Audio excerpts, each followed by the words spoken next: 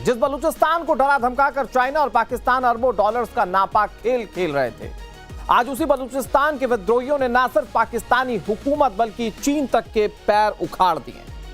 हालात ये कि बलोच विद्रोहियों की ऐसी सख्त नाकेबंदी हुई कि सुपर पावर का दम भरने वाले चाइना के पैर कांप गए, क्योंकि रास्ते बंद हैं, रसद ठप है और खदानों से निकाला गया सोना तांबा बाहर नहीं निकल पा रहा है। नतीजा, चाइना ने पाकिस्तान को एक अल्टीमेटम बाकायदा लिख के दे दिया, या तो सुरक्षा दे दो भाई साहब, या हम बोरिया बिस्तर समेटकर चलते बनेंगे वापस। ये चाइना कह रहा है पाकिस्तान।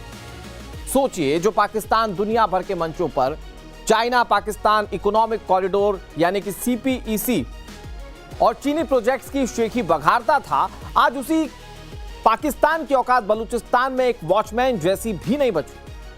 चीनी कंपनीज ने पाकिस्तान सरकार को सीधे सीधे धमकी भरा खत लिखकर कह दिया कि अगर 1 महीने के अंदर हालात नहीं सुधरे तो वो अपने सारे प्रोजेक्ट्स पर ताला पाकिस्तान में लगा देंगे। यह सिर्फ एक प्रोजेक्ट बंद होने की बात नहीं है पाकिस्तान की यह वैश्विक बेइज्जती, क्योंकि एक तरफ दुनिया में यह संदेश गया कि पाकिस्तान अपने ही घर में सुरक्षा नहीं दे पा रहा है, दूसरा जो खैरात मिलती आई अब चाइना से वो रुक जाएगी।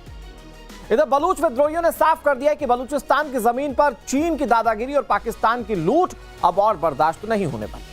तो सवाल यह कि क्या बलूचिस्तान के चक्रव्यूह में फंसकर बीजिंग का बेल्ट एंड रोड का सपना हमेशा के लिए दफन हो जाएगा? इन्हीं तमाम पहलुओं का विश्लेषण आपके सामने रखेंगे, साथ ही आपको बताएंगे कि कैसे पाकिस्तान को निगलने के फिराक में है चालबाज ड्रैगन यानी कि चीन।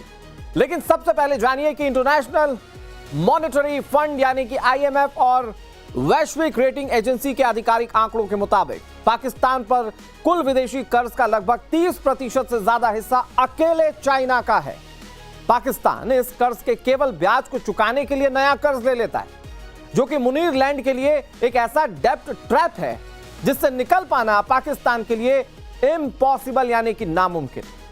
इसके अलावा अपने निवेश के जरिए भी चाइना पाकिस्तान पर लगातार प्रेशर बनाता आया है। दरअसल पाकिस्तान में का सबसे बड़ा और अहम निवेश एनर्जी सेक्टर में हुआ है, जिस पर चीन ने लगभग $33 अरब खर्च किए। CPEC के पहले चरण में इसका मुख्य उद्देश्य पाकिस्तान के गंभीर बिजली संकट को दूर करना था। वहां उद्योगों को चालू कर चीनी प्रोजेक्ट्स के लिए रास्ता साफ करने का मकसद था चीन का। इस निवेश के तहत चीन ने पाकिस्तान में बड़े पैमाने पर कोयला, हाइड्रो, सोलर और न्यूक्लियर पावर प्लांट्स लगाए थे, और इसी भारी भरकम चीनी निवेश ने पाकिस्तान के लिए एक बड़ा संकट पैदा कर दिया है।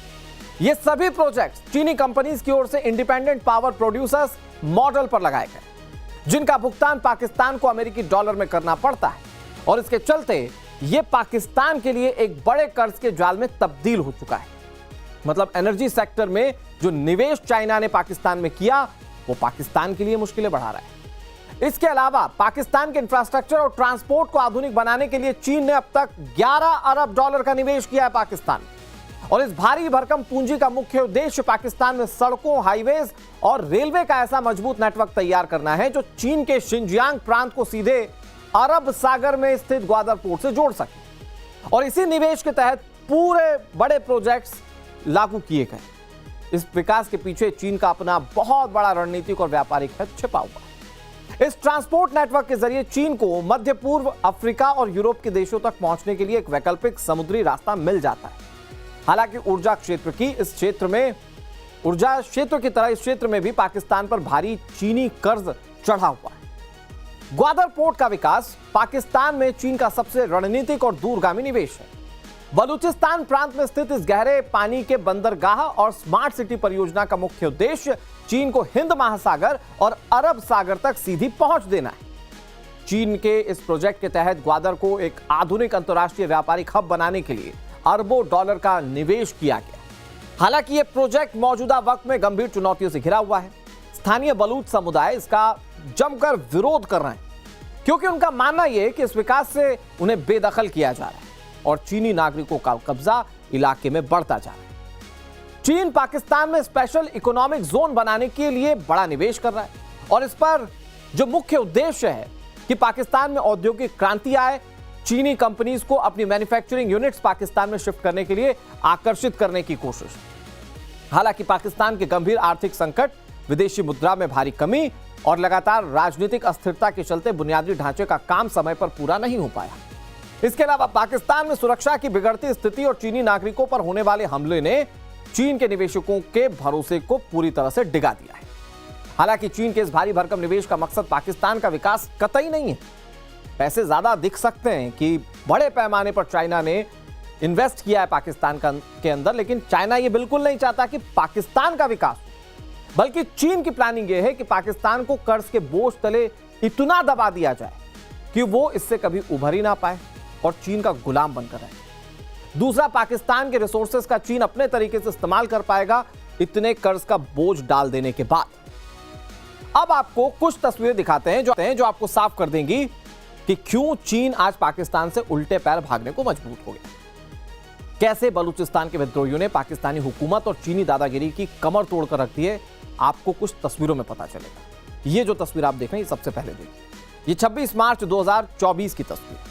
पाकिस्तान की खैबर पख्तूनख्वा में सुसाइड अटैक बॉम्बिंग में 5 चीनी नागरिक मारे गए थे। बताया गया कि आत्मघाती हमलावर ने विस्फोटकों से भरी कार चीनी नागरिकों के काफिले में घुसा दी और स्थानीय पुलिस के मुताबिक चीनी नागरिकों पर इस्लामाबाद से कोहिस्तान जाने के दौरान यह हमला किया गया। इस हमले में 5 चीनी नागरिकों की मौत हुई थी। चीन तिलमिला उठा था, कई चाइनीज इसमें घायल हुए थे। अब मैं आपको दूसरी तस्वीर दिखाता हूं। ये जो दूसरी तस्वीर आप देखेंगे, ये 7 अक्टूबर 2024 कराची के जिन्ना इंटरनेशनल एयरपोर्ट के बाहर port Qasim electric power company के चीनी काफिले पर यहां भी भीषण आत्मघाती हमला हुआ और यह हमला कार के माध्यम से ही किया गया। इस हमले में 2 चीनी इंजीनियर्स की मौत हो गई, कई घायल हो गए थे और इस हमले की जिम्मेदारी बलूच लिबरेशन आर्मी यानी कि BLA ने ली थी। अब आपको मैं एक और तस्वीर दिखाता हूं। यह 26 अप्रैल 2022 की तस्वीर, यह आ गई टीवी स्क्रीन पर।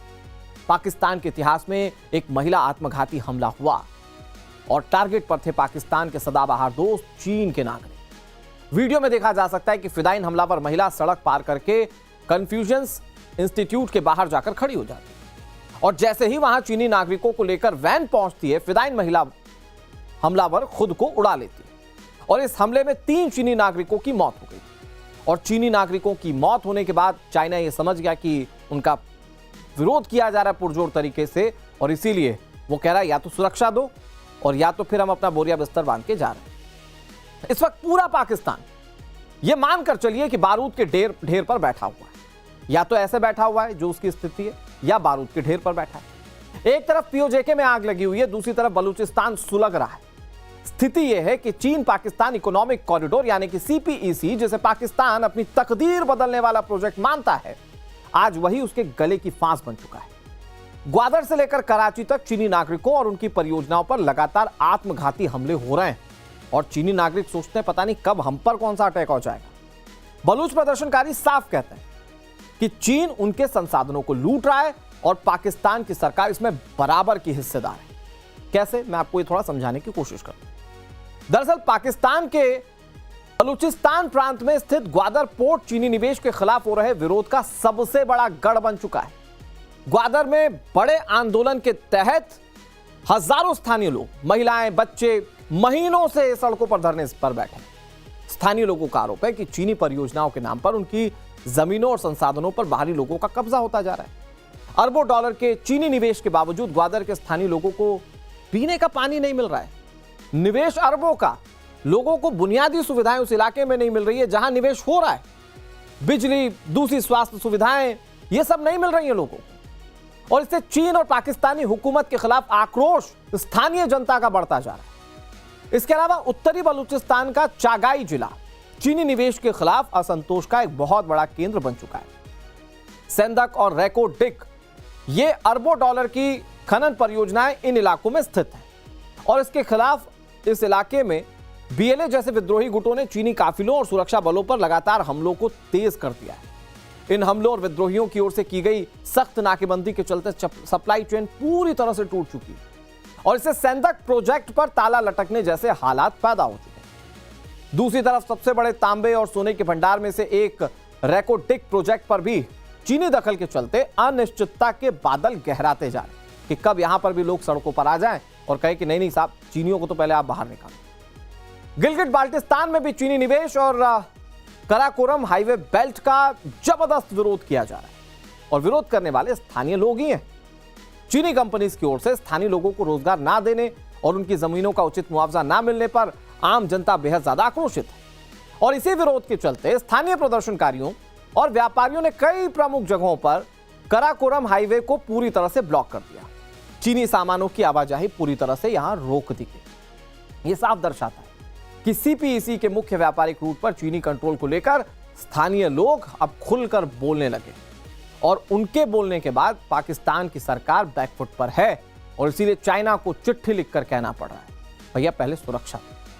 इसके अलावा खैबर पख्तूनख्वा में भी चीन के हाइड्रो पावर इन्वेस्टमेंट के खिलाफ हिंसक विरोध चल रहा है।